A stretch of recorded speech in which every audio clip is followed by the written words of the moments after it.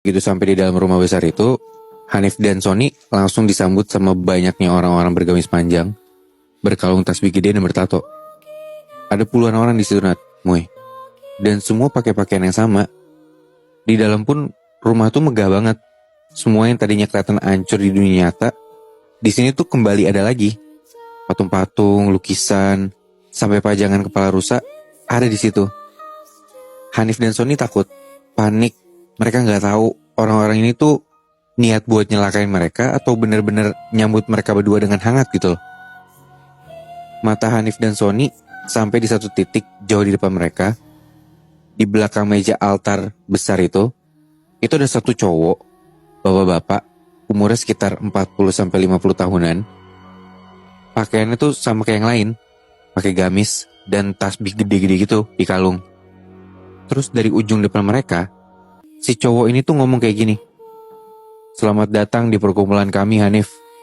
Dari suaranya, Hanif udah tahu itu siapa. Itu Rinto, kakaknya Ratna yang selalu marah-marah dan ngelarang Hanif buat nyamperin Ratna lewat telepon. "Kami sudah siapkan tempat untukmu." Sambil nunjuk ke meja altar itu, tempat Ratna disiksa. Si Rinto ngomong kayak gitu.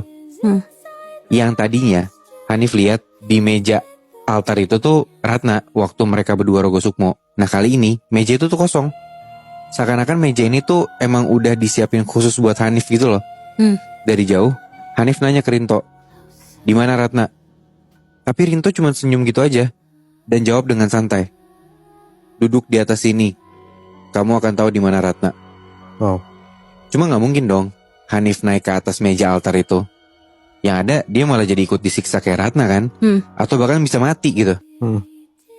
Gak beberapa lama Rinto ngomong lagi, "Kamu mau ketemu Ratna kan?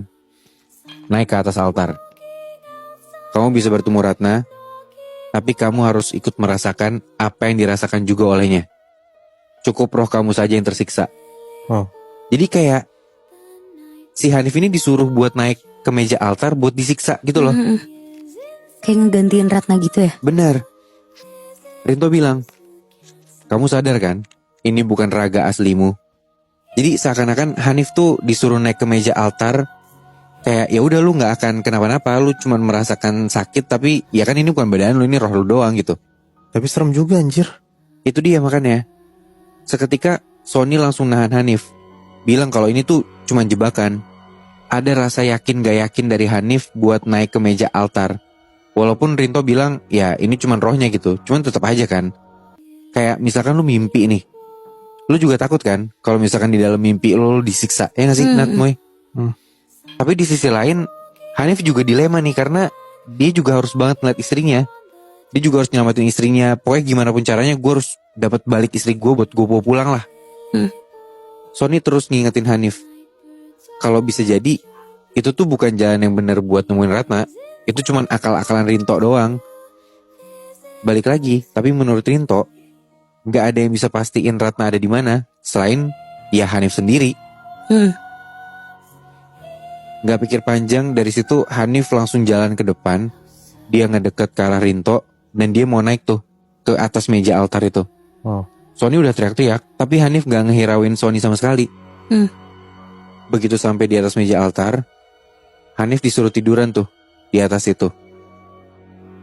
Tiba-tiba Hanif langsung diikat tangan, kaki, sama lehernya kenceng banget sampai dia gak bisa gerak sama sekali. Hanif langsung panik di situ. Dari samping Hanif, Rinto bilang, "Sebentar lagi kamu akan bertemu Ratna." Rinto mundur satu langkah, ngasih kode ke anggota sekte yang lain buat mulai ritualnya. Semua lampu dimatiin, lilin dan obor nyala. Tiba-tiba semua anggota sekte yang ada di dalam rumah gede itu, belasan orang ada di sana, mereka ngelakuin gerakan kayak mau sholat. Awalnya kayak orang takbir, bacaan mereka juga kayak bacaan sholat. Tapi lama-lama bacaannya jadi aneh. Mereka baca bacaan Arab campur Jawa. Omongan mereka tuh pokoknya yang diomongin Hanif gak tahu satu kata pun. Dan lama-lama yang tadinya bahasa Arab campur Jawa itu makin lama makin aneh. Terus mereka teriak-teriak kayak komat kamit makin keras. Bener-bener kayak orang kesurupan lah mereka ini. Serem banget anjing. Dan gerakan mereka kayak lagi takbir sholat nih. Tapi kepala mereka kayak ngangguk-ngangguk kayak orang kesurupan gitu loh. Hah? Sambil teriak-teriak. Hah? Jadi kayak ini ritual persembahan gitu loh. Gak lama dari situ, di saat semuanya teriak kenceng dan masih lanjut baca-bacaan yang aneh itu, beberapa dari anggota sekte ini ngambil pisau-pisau kecil, terus mereka langsung nyerbu Hanif. Kayak Hanif nih jadi santapan mereka gitu loh, di atas meja altar. Dimulai tuh dari kakinya Hanif, mereka kulitin, terus selapis demi selapis coba dimasukin tuh ke mulut mereka masing-masing. Jadi kayak mereka makanin daging-dagingnya si Hanif itu, mulai dari kakinya Hanif. Gue gak karuan banget deh. Dan Hanif kerasa kok dia disiksa, tapi dia cuma bisa teriak-teriak minta tolong doang. Karena dia diikat kan. Tapi dia kerasa sakit gak sih, Bi? Kerasa.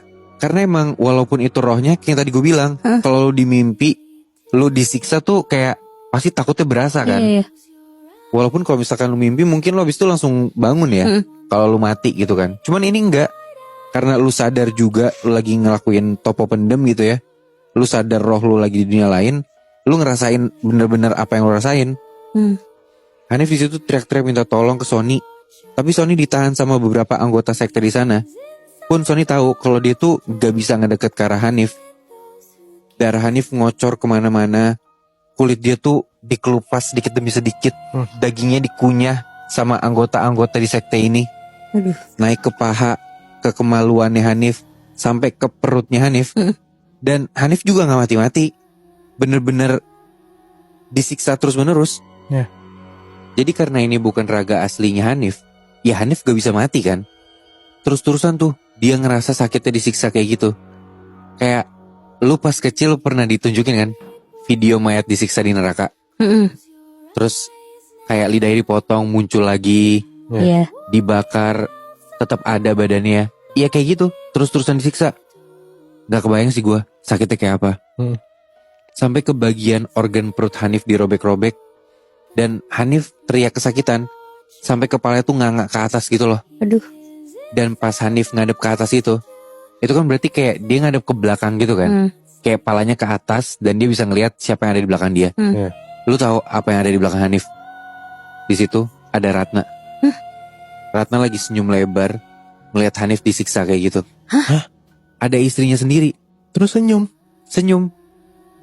Ratna gak pakai mukena dan mukanya gak berdarah-darah.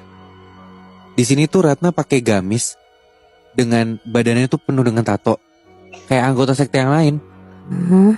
Yang sebelumnya Hanif selalu ngeliat tuh Ratna di mimpinya atau di penampakan pas di perjalanan tuh Ratna kan berdarah-darah, kayak abis disiksa gitu kan. Mukanya pucet banget kayak orang yang benar-benar gak bisa ngapa-ngapain lagi. Nah di sini Ratna kelihatan sehat dan mukanya tuh puas banget ngeliatin Hanif disiksa sama anggota sekte ini. Terus lo tahu, Ratna justru ikutan ngegrogotin organ-organ badannya Hanif. Kayak anggota sekte yang lain. Pas Ratna lagi ngegrogotin organ tubuhnya si Hanif ini, di belakangnya Ratna itu muncul sosok yang lebih nyeremin lagi, Nat. Moy, ada sosok kayak nenek-nenek, rambutnya putih panjang, lidahnya panjang banget ke bawah. Gue gak tahu itu apa, tapi dari apa yang diceritain ke gue, ini tuh Kajiman. Apa tuh? Jadi Kajiman tuh buat lo yang belum tahu, ini tuh kayak manusia yang udah mati, tapi arwahnya tuh gak diterima di alam barzah. Gara-gara si manusia itu tuh bunuh diri, pelaku pesugihan atau apapun. Dan Kajiman ini tuh sosok yang ngebantuin manusia buat ngelakuin pesugihan, ilmu-ilmu gaib atau segala macamnya lah. Biasanya ini tuh sosok yang dipercaya sama beberapa daerah Jawa. Jadi ya emang kayaknya sekte Ratna dan Rinto ini tuh udah turun-temurun gitu loh. Dibantuin sama sosok Kajiman nenek-nenek ini. Di tengah Hanif lagi kesakitan, Rinto tuh ngambil jantungnya Hanif, dirobek gitu aja. Dan seketika anggota sekte yang lagi ngegrogotin badannya Hanif ini berhenti semua. Berhenti buat ngegrogotin badannya Hanif. Mereka semua seketika langsung ngehadap ke sosok nenek ini sambil rada nunduk gitu. Termasuk Ratna juga. Rinto ngasih tuh jantung yang dia pegang, jantungnya Hanif, ke sosok iblis Kajiman ini. Jadi sosok ini tuh kayak sosok yang dituankan sama sekte ini gitu loh. Kayak pemimpinnya gitu. Iya, kayak Bahkan yang disembah atau yang memang benar-benar diagungkan sama sekte ini. Hmm. Begitu sosok iblis nenek-nenek ini ngelahap jantungnya Hanif, semua anggota sekte langsung teriak-teriak kenceng banget dan lanjut ngegrogotin lagi badannya Hanif. Anjing.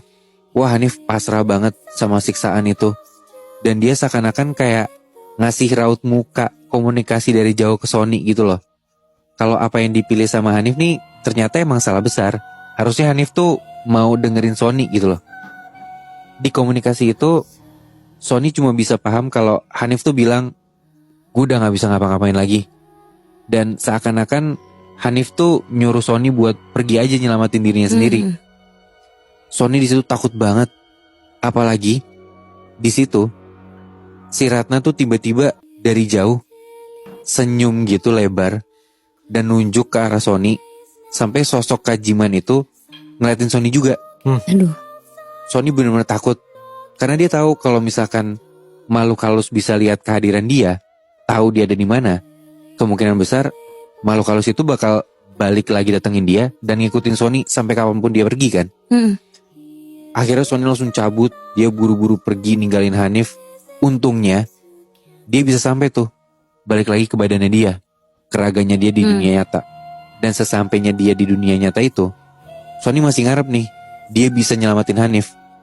Dia gali lagi tuh kuburan yang dipakai buat topo pendem, tempat si Hanif ini dikubur. At least dia masih pegang badannya Hanif lah. Nanti dia bisa balik lagi nih ke dunia mistis itu dengan cara yang lain lah. Pokoknya at least gue pegang dulu badannya. Sony gali cepet-cepetnya kuburan si topo pendem itu sendirian. Tapi ternyata badannya Hanif gak ada di bawah kuburan itu. Iya. Kuburannya kosong, hilang gitu aja. Anjing. Badannya Hanif hilang entah kemana.